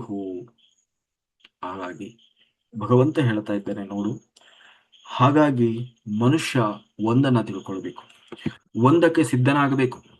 ಯಾವುದು? ಜಾತಸ್ಯ ಹಿ ಧ್ರುವೋ ಮೃತ್ಯು, ಹುಟ್ಟಿದವನಿಗೆ ಸಾವು ಅನ್ನುವುದು ಖಚಿತ. ಈ ಭೂಮಿಯ ಮೇಲೆ ಹುಟ್ಟಿದ ಪ್ರತಿಯೊಂದು ಜೀವಿಗೂ, ಮನುಷ್ಯರಿಗೆ, ಪ್ರಾಣಿಗಳಿಗೇ ಆಗಲಿ, ಗಿಡಮರಗಳಿಗೇ ಆಗಿರಲಿ, ಸಾವು ಅನ್ನುವುದು ಖಚಿತ. ಈ ಲೋಕದಲ್ಲಿ ಶಾಶ್ವತವಾಗಿರ್ಲಿಕ್ಕೆ ಯಾರಿಂದಲೂ ಸಾಧ್ಯ ಇಲ್ಲ. ನೀವು ಎಂತ ಧ್ಯಾನ ಮಾಡಿ ತಪಸ್ಸು ಮಾಡಿದರೂ ಸಮಯ ಬಂದಾಗ ಇಲ್ಲಿಂದ ಜಾಗ ಖಾಲಿ ಮಾಡಲೇಬೇಕು. ಧ್ರುವಂ ಜನ್ಮ ಮೃತಸ್ಯ ಚ, ಹಾಗಂತ ಹೇಳಿ ಅಯ್ಯೋ ಒಂದು ದಿನ ಬಿಟ್ಟು ಹೋಗ್ಬೇಕಾ, ಯೋಚನೆ ಮಾಡಬೇಡ. ಯಾಕೆ? ಇಷ್ಟೆಲ್ಲ ಮಾಡಿ, ಇಷ್ಟೆಲ್ಲ ಸಾಧನೆ ಮಾಡಿ, ಇಷ್ಟೆಲ್ಲ ನಂದು ನಂದು ಅಂತ ಹೇಳಿ ಬದುಕಿ ಒಂದು ದಿನ ಬಿಟ್ಟು ಹೋಗ್ಬೇಕಾ? ಅದಕ್ಕೆ ಭಗವಂತ ಹೇಳ್ತಾ ಇದ್ದಾನೆ, ಧ್ರುವಂ ಜನ್ಮ ಮೃತಸ್ಯ ಚ, ಯೋಚನೆ ಮಾಡಬೇಡ. ಸತ್ತವನೋ ಮತ್ತೆ ಹುಟ್ಟಲೇಬೇಕು, ಅದು ಕೂಡ ನಿಶ್ಚಿತ. ಹುಟ್ಟಿದವನು ಸಾಯುವುದು ಎಷ್ಟು ನಿಶ್ಚಿತವೋ, ಸತ್ತವನು ಪುನಃ ಹುಟ್ಟಿ ಬರಲೇಬೇಕು, ಅದು ಕೂಡ ಅಷ್ಟೇ ನಿಶ್ಚಿತ. ಹಾಗಾಗಿ ಸಾವು ಎಂದರೆ ಅಂತ್ಯ ಅಲ್ಲ, ಆರಂಭ. ಸಾವು ಅಂದರೆ ಏನು? ಅಂತ್ಯ ಅಲ್ಲ, ಮತ್ತೆ ಇನ್ನೊಂದು ಜೀವನದ, ಇನ್ನೊಂದು ಜನ್ಮದ ಆರಂಭ ಅದು. ಇನ್ನೊಂದು ಜನ್ಮಕ್ಕೆ ಆರಂಭ, ಬುನಾದಿ ಅದು. ಹಾಗಾಗಿ ಏನ್ ಮಾಡಬೇಡ, ಹುಟ್ಟು ಮತ್ತು ಸಾವುಗಳ ಒಂದರ ಹಿಂದೆ ಒಂದು, ಎರಡು ನಾಣ್ಯದ ಮುಖಗಳಿದ್ದ ಹಾಗೆ. ಹಾಗಾಗಿ ಏನ್ ಮಾಡಬೇಡ, ಏನ್ ಮಾಡಬಾರದು, ಸಾವಿನ ಬಗ್ಗೆ ಆಗಲಿ. ಒಂದು ದಿನ ನಾವು ಹೊರಟು ಹೋಗ್ತೇವೆ, ಅಯ್ಯೋ ನಂದು ವಯಸ್ಸಾಯಿತು, ಏನಾದ್ರೂ ವಯಸ್ಸಿದ್ರೆ ನಾನು ಸಾಧನೆ ಮಾಡ್ಕೊಳ್ತಾ ಇದ್ದೆ ಅಂತ ಹೇಳಿ ಯಾರು ಬೇಜಾರು ಮಾಡ್ಕೊಳ್ಬಾರ್ದು. ಮತ್ತೆ ಇರುವ ಸಮಯವನ್ನ ಸದುಪಯೋಗ ಮಾಡ್ಕೊಳ್ಬೇಕು ಅಲ್ವಾ? ಅಪರಿಹೀಯಾರ್ತೇನ ಶೋಚಿತು ಮರ್ಹಸಿ, ಅಂದ್ರೆ ಸೂರ್ಯ ಮುಳುಗುವುದನ್ನ, ಮಳೆ ಬರೋದನ್ನ, ಕಾಲದ ಓಟವನ್ನ ತಡಿಲಿಕ್ಕೆ ಸಾಧ್ಯ ಇದೆಯಾ? ಇಲ್ಲ. ಹಾಗೆ ಹುಟ್ಟುವುದನ್ನ, ಸಾಯುವುದನ್ನ ಯಾರೋ ತಡೀಲಿಕ್ಕೆ ಸಾಧ್ಯ ಇಲ್ಲ, ಅದು ನಿರಂತರವಾದದ್ದು. ಹಾಗಾಗಿ ಅವ್ಯಕ್ತಾಧೀನಿ ಭೂತಾನಿ ವ್ಯಕ್ತ ಮಧ್ಯಾನಿ ಭಾರತ, ಅವ್ಯಕ್ತ ನಿಧಾನನ್ನೇವ ತತ್ರ ಕಾ ಪರಿಧೇವನ. ಅಂತಂದ್ರೆ ಅವ್ಯಕ್ತ, ವ್ಯಕ್ತ, ಅವ್ಯಕ್ತ ಅಂತಂದ್ರೆ ಆದಿ, ಮೊದಲು, ಅಂದ್ರೆ ಹುಟ್ಟುವ ಮೊದಲು ಕಾಣಿಸ್ತಾ ಇರಲಿಲ್ಲ, ಆಗ ಅವ್ಯಕ್ತನಾಗಿದ್ದ, ಅಂದ್ರೆ ಕಾಣದ ರೂಪದಲ್ಲಿ ಇದ್ದ, ಆದ್ರೆ ಕಾಣಿಸ್ತಾ ಇರಲಿಲ್ಲ. ಹುಟ್ಟಿದ ಅಂದ್ರೆ ತಂದೆ ತಾಯಿಯ ಗರ್ಭದಲ್ಲಿ ತಾನು ಹುಟ್ಟಿ ಬಂದ, ಒಂದು ದೇಹ ಬಂತು. ದೇಹ ಇದ್ದಿದ್ದಕ್ಕೆ ನಮಗೆ ಗೋಚರ ಆಗ್ತಾ ಇದ್ದಾನೆ. ಹಾಗಂತ ಅಲ್ಲಿವರೆಗೆ ಇರಲಿಲ್ಲ ಅಂತಲ್ಲ, ಅಲ್ಲಿಯವರೆಗೆ ಹಿಂದೂ ಕೂಡ ಇದ್ದ. ಈಗ ದೇಹ ಇದೆ, ಹಾಗಾಗಿ ನಮಗೆ ಗುರುತಿಸ್ಲಿಕ್ಕೆ ಆಗ್ತಾ ಇದೆ. ಒಂದು ದಿನ ಪುನಃ ದೇಹ ನಾಶ ಆಗ್ತದೆ, ಪುನಃ ಏನಾಗ್ತಾನೆ? ಅವ್ಯಕ್ತನಾಗ್ತಾನೆ. ಹಾಗಂತ ಹೇಳಿ ಅವನು ಇಲ್ಲವೇ ಇಲ್ಲ ಅಂತ ಆಗುವುದಿಲ್ಲ, ಅವನು ಪಡೆದ ದೇಹ ಮಾತ್ರ ಲೀನವಾಗ್ತದೆ. ಅಂದ್ರೆ ನಾವು ಈ ಕಣ್ಣುಗಳಿಂದ ಇವನು ಇದ್ದಾನೆ ಅಂತ ಹೇಗೆ ಗುರುತಿಸ್ತೀವಿ ಅಂದ್ರೆ ದೇಹದಿಂದ. ಹಾಗಂತ ಹೇಳಿ ಅವನು ಹಿಂದೆ ಇರ್ಲಿಲ್ಲ ಅಂತಲ್ಲ, ದೇಹ ನಾಶ ಆದ್ಮೇಲೆ ಇರುವುದಿಲ್ಲ ಅಂತನೂ ಅಲ್ಲ. ಅವನು ಹೀಗೆ 3 ಹಂತಗಳಲ್ಲಿ ನಿರಂತರ ಬದಲಾಗ್ತಾ ಇರ್ತಾನೆ. ಅವ್ಯಕ್ತವಾಗಿದ್ದ, ವ್ಯಕ್ತನಾದ, ಪುನಃ ಅವ್ಯಕ್ತನಾದ, ಪರಿದೇವನ. ಹಾಗಾಗಿ ಯಾವುದು ಒಂದು ದಾರಿಯಲ್ಲಿ ಮರಳಿ ಹೋಗುತ್ತದೆಯೋ ಅಥವಾ ಯಾವುದು ತಾತ್ಕಾಲಿಕವೋ ಅದರ ಬಗ್ಗೆ ಅತಿಯಾಗಿ ರೋಧಿಸುವುದು, ಅಂದ್ರೆ ಪರಿದೇವನ ಅಂತಂದ್ರೆ ಅತಿಯಾಗಿ ದುಃಖ ಪಡೋದು, ವಿಲಾಪ ಮಾಡೋದು, ಅದು ಮೂರ್ಖತನ. ಒಂದು ದಿನ ಹೋಗ್ತದೆ, ನಾಶ ಆಗ್ತದೆ ಅಂತ ಗೊತ್ತಿದ ಮೇಲೂ ಅದರ ಬಗ್ಗೆ ಯೋಚನೆ ಮಾಡುವುದು, ಚಿಂತೆ ಮಾಡುವುದು, ರೋಧಿಸುವುದು ಮೂರ್ಖತನ. ಜೀವಿಗಳ ಮೂಲ ಸ್ಥಿತಿಯೂ ಅದೃಶ್ಯ, ಅಂತಿಮ ಸ್ಥಿತಿಯೂ ಅದೃಶ್ಯ. ಮಧ್ಯದಲ್ಲಿ ಕಾಣಿಸಿಕೊಂಡು 3 ದಿನದ ಈ ಮಾಯಾ ಜಗತ್ತಿನಲ್ಲಿ ಏನ್ ಮಾಡ್ತದೆ, ಇದೇ ಸತ್ಯ ಅಂತ ಹೇಳಿ ಮನುಷ್ಯ ಬದುಕಿ ಬಿಡ್ತಾನೆ. ಏನ್ ಮಾಡ್ತಾನೆ? ಮನುಷ್ಯ ಬದುಕಿ ಬಿಡ್ತಾನೆ. ಹಾಗಾಗಿ ಏನ್ ಮಾಡೋ ಏನ್ ಮಾಡಬೇಕು?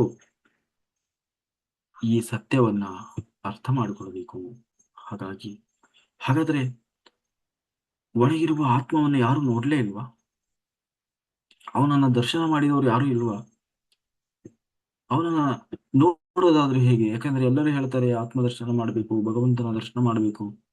ನೋಡಿದವರು ಏನ್ ಹೇಳ್ತಾರೆ? ನೋಡಿದವರು ಏನಾದ್ರೂ ಹೇಳ್ಬೇಕಲ್ವಾ? ನಾವಂತೂ ನೋಡಿಲ್ಲ, ಆದ್ರೆ ನೋಡಿದವರಾದ್ರೂ ಹೇಳ್ಬೇಕಲ್ವಾ? ಹೇಗೆ ನೋಡಿದ್ರಿ ನೀವು ಆತ್ಮವನ್ನ? ನೋಡಿದಾಗ ನೀವು ನೋಡಿದ್ರಿ ಅಂತ ನೀವು ಹೆಂಗೆ ಹೇಳ್ತೀರಿ? ಮತ್ ನೋಡಿದ ಮೇಲೆ ನೀವು ಹೇಳ್ಬೇಕಲ್ವಾ ಅದು ಹೆಂಗೆ ನೋಡಿದ್ರಿ ಅಂತ ಹೇಳಿ. ಅದಕ್ಕೆ ಯಾರಾದ್ರೂ ಆ ಆತ್ಮದರ್ಶನ ಎಲ್ಲರೂ ಮಾಡೋದಿಲ್ಲ. ಅದಕ್ಕೆ ಭಗವಂತ ಮುಂದೆ ಬರ್ತದೆ ಅದು. ಭಗವಂತನನ್ನ ನೋಡ್ಬೇಕು ಅಂದ್ರೆ ಈ ಅಧ್ಯಾತ್ಮ ಮಾರ್ಗದಲ್ಲಿ ಎಲ್ಲರೂ ಬರಲ್ಲ.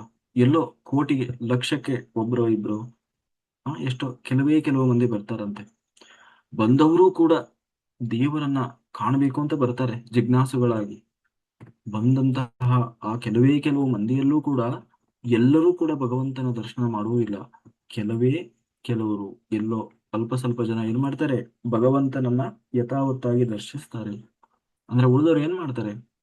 ಉಳಿದವರು ಚಾಕ್ಲೇಟು, ಮಿಠಾಯಿ, ಪೆಪರ್ಮೆಂಟು, ಕೊತ್ತಂಬರಿ ಸೊಪ್ಪು, ಪುದೀನಾ ಸೊಪ್ಪು ಅಷ್ಟಕ್ಕೆ ಸಮಾಧಾನ ಪಟ್ಕೊಂಡು ಅಲ್ಲೇ ಇದ್ದು ಬಿಡ್ತಾರೆ.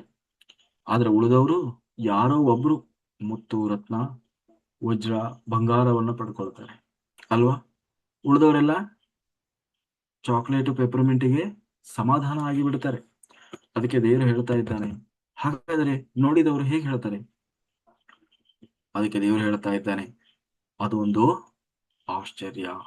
ಆಶ್ಚರ್ಯವತ್ ಪಶ್ಯತಿ ಕಶ್ಚಿದೇನ ಮಾಶ್ಚರ್ಯವದ್ದತಿ ತಥೈವ ಜಾನ್ಯಃ ಆಶ್ಚರ್ಯವಚ್ಚೈನ ಮನ್ಯಃ ಶೃಣೋತಿ ಶೃಣ್ವಾಪೇನಂ ವೇದನ ಚೈವ ಕಶ್ಚಿತ್. ಯಾರು ಒಬ್ಬ ನೋಡಿದಂತೆ, ನೋಡಿ ಅವನು ಆಶ್ಚರ್ಯಪಟ್ಟನಂತೆ, ಅತ್ಯಂತ ವಿಸ್ಮಯ. ಇನ್ನೊಬ್ಬ ನೋಡಿದ, ಅದರ ಬಗ್ಗೆ ಅವನು ಅದನ್ನ ನೋಡ್ತಾನೆ ಇದ್ದಾನಂತೆ. ಅವನಿಗೆ ಊಹೆನೂ ಮಾಡ್ಕೊಳ್ಳಿಕ್ ಆಗ್ತಾ ಇಲ್ಲ, ತರ್ಕಕ್ಕೂ ನಿಲ್ತಾ ಇಲ್ಲ. ಹಾಗೆ ಅದನ್ನ ನೋಡಿದವರು ಒಳಗಿಂದ, ನಾನು ಹೇಳೋದು ಹೊರಗಡೆಯಿಂದ ಅಲ್ಲ, ಒಳಗೆ ಧ್ಯಾನದಲ್ಲಿ ಕೂತಾಗ ಆತ್ಮದ ದರ್ಶನ ಮಾಡಿದವರು ಒಬ್ಬೊಬ್ರು ಒಂದೊಂದು ರೀತಿ, ಎಲ್ಲರೂ ಆಗಿದ್ದು ಒಂದೇ. ಏನು? ಆಶ್ಚರ್ಯ. ಇದೇನಿದು? ಹೀಗಿದೆ ಅಲ್ವಾ? ಇದೇನಿದು? ಇದಕ್ಕೆ ತಲೆಯೂ ಇಲ್ಲ, ಬುಡವೂ ಇಲ್ಲ, ಆ ಆದಿಯೂ ಇಲ್ಲ, ಅಂತ್ಯವೂ ಇಲ್ಲ, ಹೀಗಿದೆ ಅಲ್ವಾ? ಧ್ಯಾನದಿಂದ ಎದ್ದ ಮೇಲೆ ನೀವು ದೇವರನ್ನ ನೋಡಿದ್ರಿ ಅಲ್ವಾ? ಹೇಗಿದ್ದ ದೇವರು ಅಂತ ಕೇಳಿದ್ರೆ, ವರ್ಣನೆ ಮಾಡಿ ಅಂತ ಕೇಳಿದ್ರೆ ಅವ್ರೇನ್ ಹೇಳ್ತಾರೆ ಅಂದ್ರೆ ಒಂದೇ ಪದ, ಅದೊಂದು ಅದ್ಭುತ, ಅದೊಂದು ಆಶ್ಚರ್ಯ. ಅದನ್ನು ವರ್ಣನೆ ಮಾಡ್ಲಿಕ್ಕೆ ಸಾಧ್ಯ ಇಲ್ಲ. ಸಾಧ್ಯ ಇದೆಯಾ?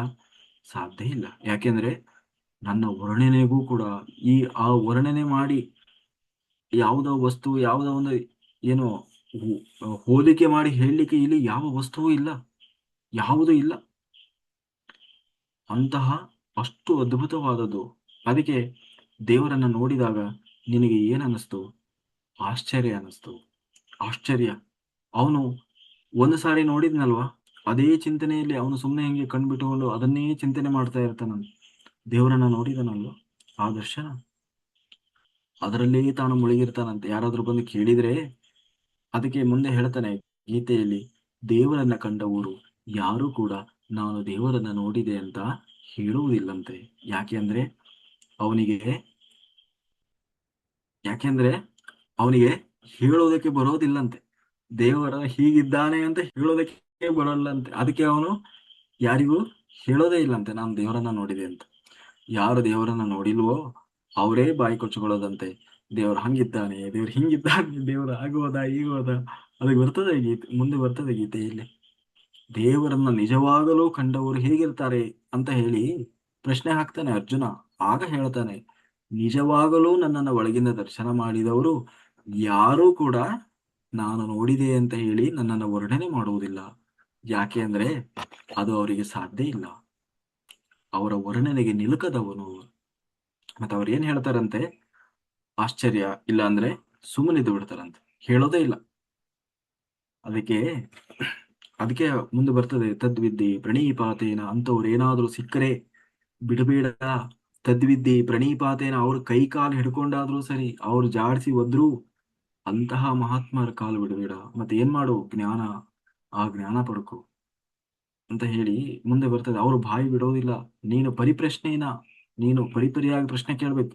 ನೀವು ಒಂದ್ ಪ್ರಶ್ನೆ ಕೇಳಿದ್ರೆ ಅವರು 10 ಉತ್ತರ ಹೇಳೋಲ್ಲ. ನಿನಗೆ ಎಷ್ಟು ಬೇಕು ಅಷ್ಟೇ ಹೇಳ್ಬಿಡ್ತಾರೆ. ಆದ್ರೆ ನೀನು ಅಷ್ಟಕ್ಕೆ ಬಿಡಬೇಡ. ತದ್ವಿದ್ಯೆ ಪ್ರಣೀಪಾತೇನ ಪರಿಪ್ರಶ್ನೇನ ಅಂತ ಹೇಳಿ ಮುಂದೆ ಬರ್ತದೆ. ಹಾಗೆ ನೀನು ಅಷ್ಟು, ನಿನ್ನ ಶ್ರದ್ಧೆ ಎಷ್ಟಿರ್ತದೋ ಅಷ್ಟು. ಅಂಥವ್ರು ಸಿಗೋದೇ ಕಡಿಮೆ. ಅಪರೂಪಕ್ಕೆ ಸಿಕ್ಕರೆ ಬಿಡಬೇಡ, ಬಿಟ್ರೆ ನೀನು ಕೆಡ್ತೀಯ ಅಂತ ಹೇಳಿ. ಹಾಗೆ ಅಷ್ಟು ಅದ್ಭುತ ಅದು. ಹಂಗಾಗಿ ನಾನು ದೇವರನ್ನ ಕಂಡೆ ಅಂತ ಯಾರಾದ್ರೂ ಹೇಳ್ತಾ ಇದ್ದಾರೆ ಅಂದ್ರೆ ನಿಮಗೆ ತಲೆಯಲ್ಲಿ ಬಂದು ಬಿಡ್ಬೇಕು, ಅವರು ದೇವ್ರನ್ನ ನೋಡಿಲ್ಲ. ಇದು ನಾನು ಹೇಳೋದಲ್ಲ, ಗೀತೆಯಲ್ಲಿ ಕೃಷ್ಣನೇ ಹೇಳುವ ಮಾತು. ಯಾರಾದ್ರೂ ದೇವರನ್ನ ನಾನು ನೋಡಿದ್ದೇನೆ, ಅವನು ಹೀಗಿದ್ದೇನೆ ಅಂತ ವರ್ಣನೆ ಮಾಡ್ತಾ ಇದ್ದಾರೆ ಅಂದ್ರೆ ಅವರು ನಿಜವಾಗಲೂ ಕಂಡಿಲ್ಲ ಅಂತ ಅರ್ಥ. ಯಾಕೆ ಅಂದ್ರೆ ಅವನು ವರ್ಣನೆಗೆ ನಿಲುಕದವನು. ಆ ಬ್ರಹ್ಮಾದಿ ದೇವತೆಗಳಿಗೂ ಕೂಡ ಇನ್ನೂ ಭಗವಂತನನ್ನ ಸ್ಪಷ್ಟವಾಗಿ ಅರ್ಥ ಮಾಡ್ಕೊಳ್ಳಿಕ್ಕಾಗಿಲ್ಲ, ತಿಳ್ಕೊಳ್ಳಿಕ್ಕಾಗಲ್ಲ. ಯಾಕೆ ಅಂತಂದ್ರೆ ಕೋಟಿ ಸೂರ್ಯ ಸಮಪ್ರಭ. ಕೋಟಿ ಸೂರ್ಯರಿಗೆ ಪ್ರಜ್ವಲಿಸುವ ಬೆಳಕು. ಏನು ವರ್ಣನೆ ಮಾಡ್ತೀರಿ ನೀವು? ಒಬ್ಬ ಸೂರ್ಯನನ್ನ ವರ್ಣನೆ ಮಾಡ್ಲಿಕ್ಕೆ ಆಗ್ತದ? ಕೋಟಿ ಸೂರ್ಯ ಸಮಪ್ರಭ. ಕೋಟಿ ಸೂರ್ಯರು ಒಮ್ಮೆ ಉದಯಿಸಿದರೆ ಏನು ಬೆಳಕು ಬರ್ತದೆ, ಪ್ರಜ್ವಲಿಸ್ತದೆ, ಅದನ್ನ ನೀವು ವರ್ಣನೆ ಮಾಡ್ಲಿಕ್ಕೆ ಆಗ್ತದ? ಅದನ್ನ ಯಾವ್ದಕ್ಕಾದ್ರೂ ಹೋಲಿಸ್ಲಿಕ್ಕೆ ಆಗ್ತದೆ? ಯಾವ್ದಾದ್ರು ಆಟಂ ಬಾಂಬಿಗೆ ತೋರಿಸ್ಲಿಕ್ಕೆ, ಏನು ಹೋಲಿಕೆ ಮಾಡ್ಲಿಕ್ಕೆ ಆಗ್ತದ? ಆ ಒಬ್ಬ ಸೂರ್ಯನನ್ನೇ ನಮಗೆ ವರ್ಣನೆ ಮಾಡ್ಲಿಕ್ಕೆ ಸಾಧ್ಯ ಇಲ್ಲ.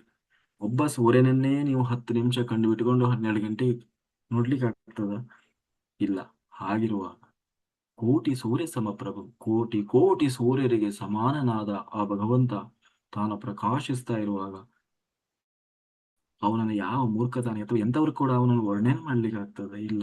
ಮತ್ತೆ ಆಶ್ಚರ್ಯಚಕಿತರಾಗಿ ಬಿಟ್ಟುಕೊಂಡು ಬಿಟ್ಟ ಹಾಗೆ ಏನ್ ಮಾಡ್ತಾರೆ, ನೋಡ್ತಾ ಇರ್ತಾರೆ ಅಷ್ಟೇ ಹೊರತು ಅವನನ್ನ ಯಾರು ವಿಮರ್ಶೆ ಮಾಡ್ಲಿಕ್ಕೆ ಅಥವಾ ವರ್ಣನೆ ಮಾಡ್ಲಿಕ್ಕೆ ಸಾಧ್ಯ ಇಲ್ಲ. ಹಾಗಾಗಿ ಹಾಗಂತ ಅವನು ಎಲ್ಲಿದ್ದಾನಪ್ಪ? ದೇಹೇ ಸರ್ವಸ್ಯ ದೇಹಿ. ದೇಹೇ ಸರ್ವಸ್ಯ ದೇಹಿ. ಈ ಸೃಷ್ಟಿಯಲ್ಲಿರುವ ಪ್ರತಿಯೊಂದು ಜೀವಿಯ ದೇಹದ ಒಳಗೂ ಇರುವ ಆತ್ಮವು ಒಂದೇ.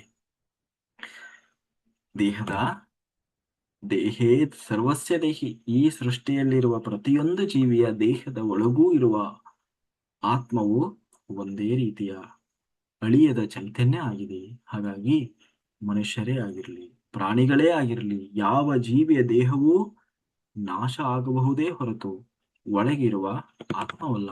ಒಂದು ನಾಯಿಗೆ ಒದಿಬೇಕಾದ್ರೆ ಯೋಚನೆ ಮಾಡಿ, ಒಳಗಡೆ ಭಗವಂತ ಇದ್ದಾನೆ. ಒಂದು ಪ್ರಾಣಿಯನ್ನ ಕೊಲ್ಲಬೇಕಾದ್ರೆ ಯೋಚನೆ ಮಾಡಿ, ಒಳಗಡೆ ಭಗವಂತ ಇದ್ದಾನೆ. ಯಾರಿಗೋ ಬೈಬೇಕಾದ್ರೆ ಯೋಚನೆ ಮಾಡಿ, ಅವರ ಒಳಗೆ ಭಗವಂತ ಇದ್ದಾನೆ. ನೀವು ಅವನಿಗೆ ಬೈತೀರ ಇಲ್ವೋ, ಒಳಗಿರುವ ಆತ್ಮಕ್ಕೆ ಬೈತಾ ಇರೋದು. ಆತ್ಮ ಯಾರು? ಅವನೇ ಭಗವಂತ. ಒಂದು ಕಡೆಯಿಂದ ಸ್ವಾಮಿ ನೀನು ಅಂದ್ರೆ ನಾನು, ನಾನು ಅಂದ್ರೆ ನೀನು ಅಂತ ನೀವು ಹೇಳ್ಕೊಂಡು ಓಡಾಡೋದು, ಇನ್ನೊಂದ್ ಕಡೆ ಹೋಗಿ ಅವನಿಗೆ ಬೈದ್ ಬರೋದು. ಅವನು ಸರಿ ಇಲ್ಲ, ಅವಳು ಸರಿ ಇಲ್ಲ, ಅವನು ಹಂಗೆ ಹಿಂಗೆ ಅಂತ ಹೇಳೋದು. ಯಾರಿಗೆ ಬೈದಿದ್ದು? ಒಳಗಿರುವ ಆತ್ಮಕ್ಕೆ. ಆತ್ಮ ಯಾರು? ಅವನೇ ಭಗವಂತ. ಹಾಗಾಗಿ ಯಾಕೆ ಯಾರನ್ನು ವಿಮರ್ಶಿಸಬಾರ್ದು, ಕಂಪ್ಲೇಂಟ್ ಮಾಡಬಾರ್ದು ಅಂತ ಯಾಕೆ ಹೇಳ್ತಾರೆ ಅಂದ್ರೆ, ಒಳಗೆ ಇರುವ ಆತ್ಮ ಅದು ಭಗವಂತ, ಅವನಿಗೆ ಮಾಡಿದಾಗೆ ಆಗ್ತದೆ. ಹಾಗಾಗಿ ದೇವರು ಹೇಳ್ತಾ ಇದ್ದಾನೆ, ನಿತ್ಯಮ ನಿತ್ಯಮವಾಧ್ಯೋಯಂ. ಎಂದೆಂದಿಗೂ ಕೊಲ್ಲಲಾಗದವನು. ದೇಹೇ ಸರ್ವಸ್ಯ ದೇಹಿ, ಎಲ್ಲರ ದೇಹದ ಒಳಗೆ ಇರುವವನು. ಹಾಗಾಗಿ ಏನ್ ಮಾಡು ಅಂತಂದ್ರೆ, ಪ್ರತಿಯೊಬ್ಬರು ಏನ್ ಮಾಡಬೇಕು? ಸ್ವಧರ್ಮದ ಸ್ವಧರ್ಮಪಿ ಚಾವೇಕ್ಷ ಅಂತಂದ್ರೆ, ಪ್ರತಿಯೊಬ್ಬರು ಅವರವರ ಸ್ವಧರ್ಮವನ್ನ ಪಾಲನೆ ಮಾಡಬೇಕು. ಏನೇನು ಅವರವರು ಸ್ವಧರ್ಮ ಪಾಲನೆ ಮಾಡೋದು ಅಂತಂದ್ರೆ, ಒಬ್ಬ ಮನುಷ್ಯ ವ್ಯಕ್ತಿ ಅವನ ಹುಟ್ಟು, ಪರಿಸ್ಥಿತಿ, ಸ್ವಭಾವಕ್ಕೆ ತಕ್ಕಂತೆ ಕೆಲವು ಕರ್ತವ್ಯಗಳು ನಿಗದಿಯಾಗಿರ್ತದೆ. ಅಂತಂದ್ರೆ ಸಮಾಜದಲ್ಲಿ ಅಧರ್ಮವನ್ನ ಮಟ್ಟ ಹಾಕುವುದಿರ್ಬೋದು. ಒಬ್ಬ ಕ್ಷತ್ರಿಯನಾದವನಿಗೆ ದುಷ್ಟರನ್ನ ಶಿಕ್ಷಿಸುವುದು, ಪ್ರಜೆಗಳನ್ನ ರಕ್ಷಿಸುವುದು ಕ್ಷತ್ರಿಯನ ಮುಖ್ಯ ಧರ್ಮ. ಇನ್ನು ಆಧ್ಯಾತ್ಮಿಕವಾಗಿ ಬಂದಾಗ, ಪಡೆದ ಜ್ಞಾನವನ್ನ ಪಡೆದ ಮಾತ್ರಕ್ಕೆ ಅಥವಾ ವೈರಾಗ್ಯ ಬಂದಿದೆ ಎಂದ ಮಾತ್ರಕ್ಕೆ ನಮ್ಮ ನಿತ್ಯ ಕರ್ತವ್ಯದಿಂದ ನಾವು ಅಂದ್ರೆ ಸ್ವಧರ್ಮದಿಂದ ಹಿಂದೆ ಸರಿಯುವುದು ತರವಲ್ಲ. ಅಂದ್ರೆ ನಮಗೆ ನಮ್ಮ ಆತ್ಮದ ಉನ್ನತಿಯ ಅಂದ್ರೆ ಆಧ್ಯಾತ್ಮ ಸಾಧನೆಯ ಜೊತೆಗೆ ದೇಹ ಧರ್ಮ, ಕುಟುಂಬ ಧರ್ಮ, ಸಮಾಜ ಧರ್ಮ ಅನ್ನುವ 3 ರೀತಿಯ ಧರ್ಮಗಳಿರ್ತದೆ. ದೇಹ ಧರ್ಮ, ನಮ್ಮ ದೇಹವನ್ನ ಸರಿಯಾಗಿ ಲಾಲನೆ ಪಾಲನೆ ಪೋಷಣೆ ಮಾಡಿಕೊಳ್ಬೇಕು, ಯಾಕೆಂದ್ರೆ ಸಾಧನೆಗೆ ಬೇಕು. ಕುಟುಂಬ ಧರ್ಮ, ತಂದೆ ತಾಯಿ, ಗಂಡ ಹೆಂಡತಿ, ಮಕ್ಕಳು ಎಲ್ಲರೂ ಇರ್ತಾರೆ.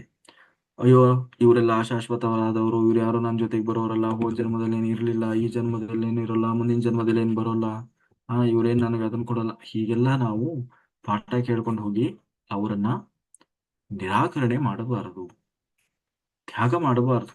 ಮತ್ತೆ ಏನ್ ಮಾಡಬೇಕು? ಒಬ್ಬ ತಂದೆಯಾಗಿ ತಂದೆಯ ಪಾತ್ರವನ್ನ ನಿಭಾಯಿಸಬೇಕು. ಒಬ್ಬ ತಾಯಿಯಾಗಿ ತಾಯಿಯ ಪಾತ್ರವನ್ನ ನಿಭಾಯಿಸಬೇಕು. ಒಬ್ಬ ಹೆಂಡತಿಯಾಗಿ ಹೆಂಡತಿಯ ಪಾತ್ರವನ್ನ ನಿಭಾಯಿಸಬೇಕು. ಗಂಡನಾಗಿ ಗಂಡನ ಪಾತ್ರ ನಿಭಾಯಿಸಬೇಕು. ಮಕ್ಕಳಾಗಿ ಮಕ್ಕಳ ಪಾತ್ರ ನಿಭಾಯಿಸಬೇಕು. ಈಗ ನೀವೇ ಹೇಳಿ, ನೀವು ಸಾಧನೆ ಮಾಡ್ಲಿಕ್ಕೆ ಬಂದ್ರಿ, ಇಲ್ಲ ನನಗೆ ಯಾವುದು ಶಾಶ್ವತ ಅಲ್ಲ, ಹೆಂಡತಿ ಶಾಶ್ವತ ಅಲ್ಲ, ಗಂಡ ಶಾಶ್ವತ ಅಲ್ಲ ಅಂತ ಹೇಳಿ ಮದುವೆ ಆಗದೆ ಹಾಗೆ ಉಳಿದಿರಿ ಅಂತಾದ್ರೆ, ಈಗ ನಿಮ್ಮ ತಂದೆ ತಾಯಿ ಮದುವೆ ಆಗಿ ನಿಮಗೆ ಜನ್ಮ ಕೊಟ್ಟಿದ್ದಕ್ಕೆ ತಾನೇ ಇವತ್ತು ನೀವು ಸಾಧನೆ ಮಾಡ್ತಾ ಇದ್ದೀರಿ. ಅವರು ಕಷ್ಟಪಟ್ಟು ಓದಿಸಿ ಬೆಳೆಸಿ ಇಷ್ಟು ದೊಡ್ಡ ಮಾಡಿದಕ್ಕೆ ತಾನೇ ಇವತ್ತು ನೀವು ಸಾಧನೆ ಮಾಡ್ತಾ ಇದ್ದೀರಿ. ಇಲ್ಲ ಅಂದಿದ್ರೆ ನೀವು ಮಾಡ್ತಿದ್ರ? ಏನು ಹುಟ್ಟುದ ಹಾಗೇನೆ, ಅಥವಾ ನೀವು ಉದ್ಭವ ಮೂರ್ತಿಗಳ? ಅಲ್ಲ. ನಾವು ಇದ್ದಕ್ಕಿದ್ದ ಹಾಗೆ ಇಳಿದು ಬಂದಿದ್ದೀವಾ? ಇಲ್ಲ.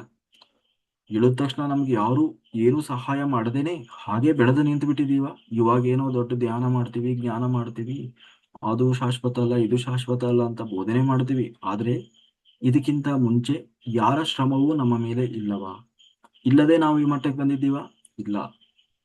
ಅವರೆಲ್ಲರ ಪರಿಶ್ರಮದ ಫಲವಾಗಿಯೇ ಇವತ್ತು ನಾವು ಸಾಧನೆ ಮಾಡ್ತಾ ಇದ್ದೀವಿ. ಅದೇ ರೀತಿ ನಾವು ಕೂಡ ಇಲ್ಲಿ ಬರುವ ಆತ್ಮಗಳಿಗೆ ನಮ್ಮ ತಂದೆ ತಾಯಿಗಳು ಹೇಗೆ ನಮಗೆ ಈ ಹಂತಕ್ಕೆ ತಂದಿದ್ದಾರೋ ಸಾಧನೆಯವರೆಗೂ, ಹಾಗೆ ನಾವು ಕೂಡ ಏನ್ ಮಾಡಬೇಕು? ನಾವು ಕೂಡ ಮಕ್ಕಳಿಗೆ ಜನ್ಮಗಳು ಮೂಲಕ ಅವರನ್ನು ಯಾಕೆಂದ್ರೆ ಅವರು ಯೋಗಿಗಳಾಗುವ ಹಾಗೆ ಅವರನ್ನು ನಾವು ತಯಾರು ಮಾಡುವ ಮೂಲಕ ಏನ್ ಮಾಡಬೇಕು? ಸೃಷ್ಟಿಗೆ ನಮ್ಮ ಧರ್ಮವನ್ನ, ಕುಟುಂಬ ಧರ್ಮವನ್ನ ನಿಭಾಯಿಸಬೇಕು. ಅಷ್ಟೇ ಅಲ್ಲ, ತಂದೆ ತಾಯಿಯನ್ನು ಕೂಡ ಅವರಿಗೆ ಆತ್ಮಜ್ಞಾನವನ್ನು ನೀಡುವ ಮೂಲಕ, ಅಥವಾ ಕೊನೆ ಪಕ್ಷ ಆತ್ಮಜ್ಞಾನ ನೀಡದೇ ಇದ್ರೂ ಇದ್ದಷ್ಟು ದಿವಸನಾದರೂ ಚೆನ್ನಾಗಿ ನೋಡ್ಕೊಳ್ಬೇಕು. ಅದು ನಮ್ಮ ಧರ್ಮ, ಕುಟುಂಬ ಧರ್ಮ. ಹಾಗಂತ ಅದರಲ್ಲೇ ಮುಳುಗಿ ಹೋಗಿ ನಮ್ಮ ಆತ್ಮದ ಉನ್ನತಿಯನ್ನು ಕೂಡ ಏನ್ ಮಾಡ್ಕೋಬಾರದು? ಕಳೆದುಕೊಳ್ಳಬಾರದು. ಹೀಗೆ ಸಮಾಜ ಧರ್ಮ, ಈ ದೇಶಕ್ಕೆ, ಈ ರಾಜ್ಯಕ್ಕೆ ಸರಿಯಾಗಿ ನಾವು ಒಬ್ಬ ಪ್ರಜೆಗಳಾಗಿ ಕೂಡ ಜವಾಬ್ದಾರಿಯಿಂದ ವರ್ತಿಸಬೇಕು. ಅದು ಕೂಡ ನಮ್ಮ ಧರ್ಮ.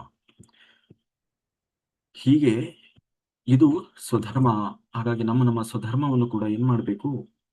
ಅದರಿಂದ ನ ವಿಕಂಪಿತು ಮರ್ಹಸಿ, ಅದರಿಂದ ಹಿಂಜರಿಬಾರದು, ಹಿಂದಕ್ಕೆ ಸರಿಬಾರದು. ಹಾಗೆ ನಾವು ಮಾಡಿದರೆ, ಹಾಗೆ ನಮ್ಮ ಧರ್ಮವನ್ನ ಪರಿಪಾಲನೆ ಮಾಡುವುದೇ ಅತ್ಯಂತ ಶ್ರೇಷ್ಠವಾದದ್ದು ಅಂತ ಹೇಳ್ತಾ, ಇನ್ನೂ ಭಗವಂತ ಆ ಆತ್ಮದ ಬಗ್ಗೆ ಯಾವುದೇ ಹೇಳ್ತಾ ಹೋಗ್ತಾನೆ. ಒಂದು ವಿಶೇಷವಾದದ್ದು ಏನು ಅಂತಂದ್ರೆ, ಸುಖ ದುಃಖೇ ಸಮೇ ಕೃತ್ವ ಲಾಭಾಲಾಭೋ ಜಯಾಜಯೋ ತಥೋ ಯುದ್ಧಾಯ ಅಜ್ಜಸ್ವ ನೈವಂ ಪಾಪಮ ವಾಪ್ಸಸಿ ಅಂತಂದ್ರೆ, ಮನುಷ್ಯ ಜೀವನದಲ್ಲಿ ಸುಖ ದುಃಖಗಳನ್ನ, ಲಾಭ ನಷ್ಟಗಳನ್ನ, ಜಯ ಅಪಜಯಗಳನ್ನ ಸಮಾನವಾಗಿ ಕಾಣಬೇಕು. ಹಾಗೆ ಭಾವಿಸಿದಾಗಲೇ ಅವನು ಮೋಕ್ಷಕ್ಕೆ ಅರ್ಹನಾಗ್ತಾನೆ. ಸುಖ ದುಃಖೇ ಸಮೀಕೃತ್ವ. ಸುಖ ಮತ್ತೆ ದುಃಖ ಎರಡನ್ನೂ ಸಮಾನವಾಗಿ ಸ್ವೀಕರಿಸಿದರೆ ಅವನು ನೈವಂ ಪಾಪಮ ವಾಪ್ಸಸಿ. ಯಾವ ಪಾಪದಿಂದಲೂ ಕೂಡ ಅವನು ಒಳಗಾಗದೆ ಪಾಪದಿಂದ ಮುಕ್ತನಾಗ್ತಾನೆ. ಅಂದ್ರೆ ಅವನಿಗೆ ಯಾವುದೇ ಪ್ರತಿಫಲದ ಅಪೇಕ್ಷೆ ಇಲ್ಲ ಅಂತ ಅರ್ಥ. ಸುಖ ಬಂದರೂ ಅವನಿಗೆ ಬೇಕಾಗಿಲ್ಲ, ದುಃಖವೂ ಅವನಿಗೆ ಬೇಕಾಗಿಲ್ಲ, ಲಾಭವೂ ಬೇಕಾಗಿಲ್ಲ, ನಷ್ಟವೂ ಬೇಕಾಗಿಲ್ಲ, ಜಯ ಅಪಜಯಗಳು ಬೇಕಾಗಿಲ್ಲ. ಹೀಗೆ ತಾನು ಕರ್ಮವನ್ನು ಮಾಡ್ತಾನೆ ಅಂತ ಹೇಳ್ತಾ ಮುಂದೆ ಭಗವಂತ ತಾನು ಕರ್ಮಯೋಗದ ಬಗ್ಗೆ, ಹಾಗಾದರೆ ಈ ಯಾವುದೇ ಕರ್ಮ ಬಂಧನಕ್ಕೆ ಸಿಲುಕದೆ ಸಂಸಾರದಿಂದ ಮುಕ್ತಿ ಪಡೆಯಲು ಕರ್ಮಯೋಗದ ಬಗ್ಗೆ ಭಗವಂತ ತಾನು ವಿಸ್ತಾರವಾಗಿ ಹೇಳ್ತಾ ಇದ್ದಾನೆ. ಅದನ್ನ ನಾವು ನಾಳೆ ದಿವಸ ನೋಡೋಣ. ಇವತ್ತಿಗೆ ಇಷ್ಟು ಸಾಕು. ಎಲ್ಲರಿಗೂ ಧನ್ಯವಾದಗಳು.